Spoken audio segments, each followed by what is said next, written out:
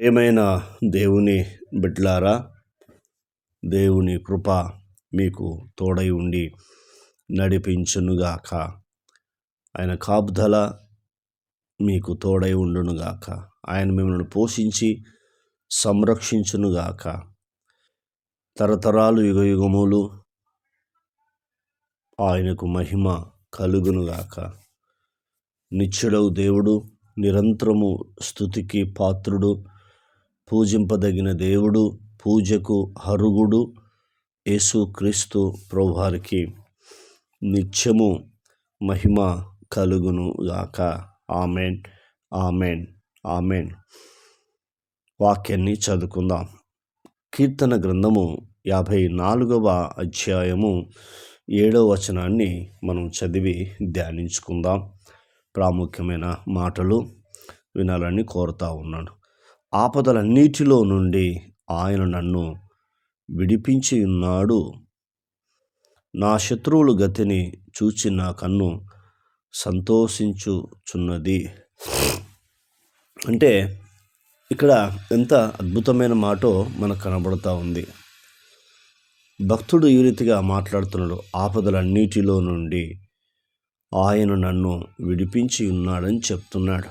నిజమే, మనం కూడా భక్తుడిలాగా ప్రభుని స్తుతిస్తూ ఆరాధిస్తూ ఆయనను మహిమపరుస్తూ ఆయనకు కృతజ్ఞతాస్తుతులు చెల్లించినప్పుడు ఆయన మాట్లాడుతున్న మాట ఏంది అంటే ఆపదలన్నిటిలో నుండి అని చెప్తున్నాడు.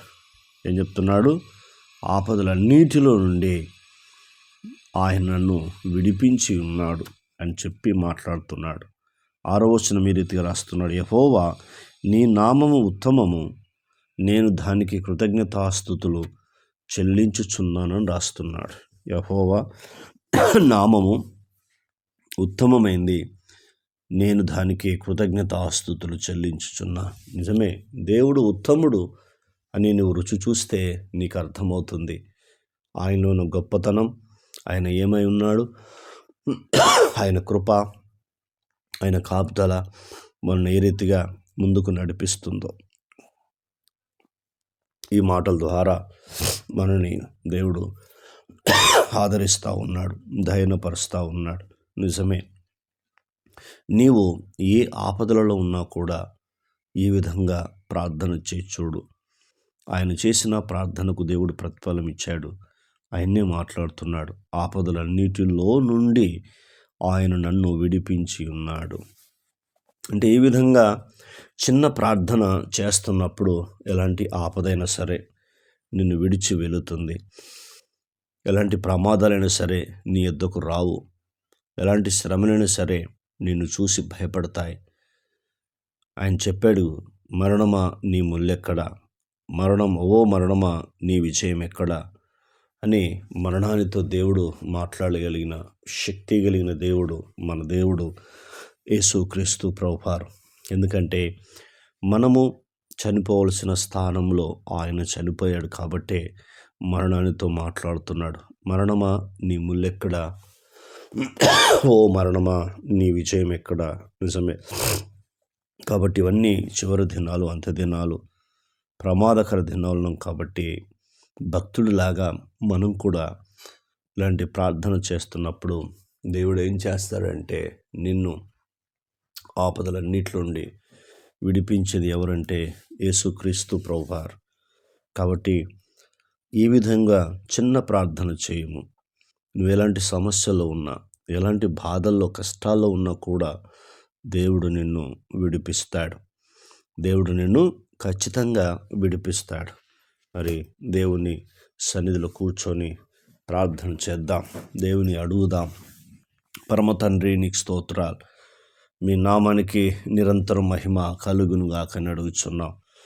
నాయన, ఆపదలన్నిటిలో నుండి ఆయన నన్ను విడిపించి ఉన్నాడని భక్తుడు ప్రార్థిస్తున్నాడు.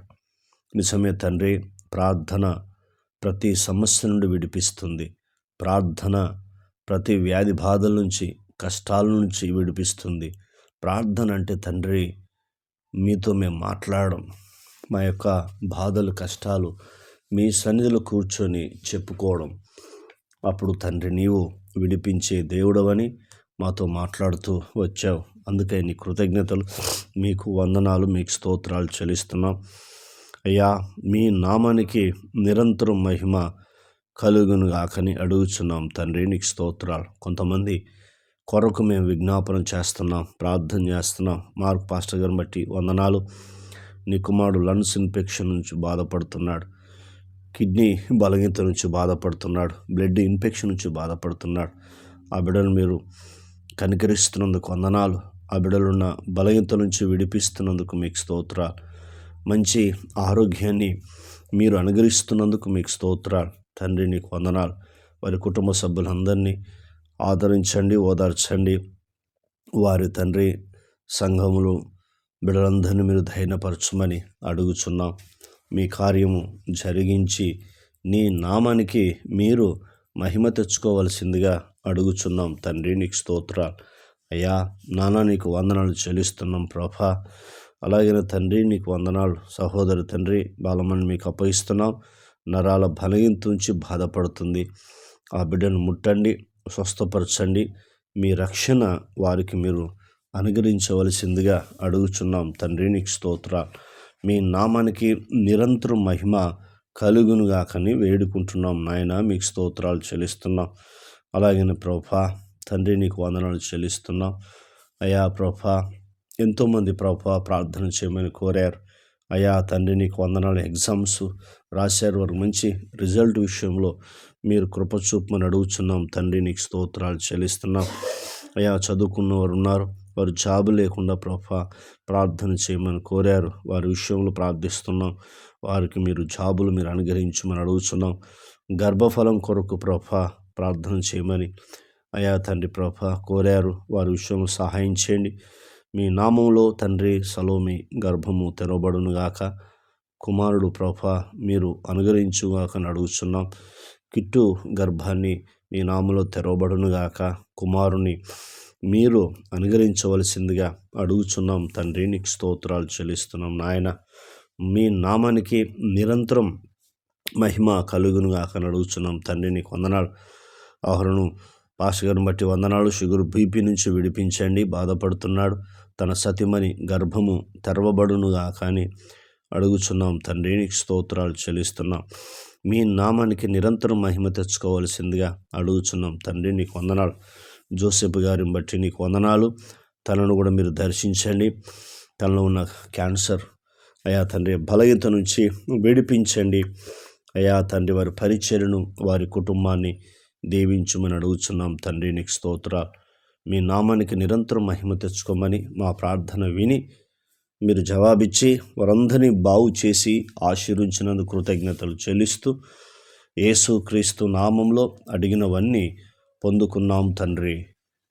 ఆయన కృప సదాకాలం తోడై ఉండి మనందరినీ నడిపించునుగాక. Amen, amen, amen. ప్రియులారా, మీ ప్రార్థన అవసరతలు ఏమని ఉంటే మాకు కామెంట్స్ ద్వారా తెలియపరచండి.